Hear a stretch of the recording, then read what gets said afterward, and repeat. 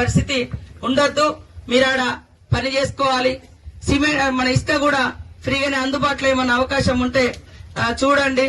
DFO గారితో మాట్లాడండి. Collector గారు ఇసుక కూడా ఫ్రీగానే ఇస్తాను కాబట్టి వాళ్ళు ట్రాక్టర్లు పెట్టుకుని తెచ్చుకుంటే ఒక ఇంటికి ఎంత ఇసుక పడుతుందో ఒక లిస్టు రాసి వాళ్ళకు ఒక చిట్టి మీద సర్టిఫికెట్ ఇచ్చేస్తే వాళ్ళు తెచ్చుకుంటారు.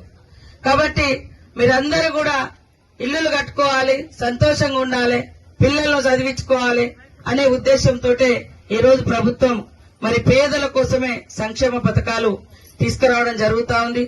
మరి ఇన్ని రోజులు మనం సన్న బియ్యం కొనుక్కోవాలంటే అందరికి పత్రాలు ఇవ్వడం జరుగుతుంది. ఇల్లు ఇవాళ రానటువంటి వాళ్ళు, రేపు రానటువంటి వాళ్ళు బాధపడకని చెప్పండి.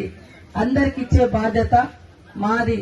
ఈ మండలాల మీద కూడా మీ బాధ ఏంది, మీకు ఎట్లా వ్యవస్థ సరిగా వ్యవసాయాలు ఉండవు, పంటలు ఉండవు, ఇబ్బంది ఉంది కాబట్టి అది కూడా మాకు తెలుసు. తప్పకుండా ఎక్కువ ఇల్లులు కూడా పెడతా ఉన్నాం, ఎక్కువ మందికి వచ్చేటట్టుగా. మీరందరూ కూడా సంతోషంగా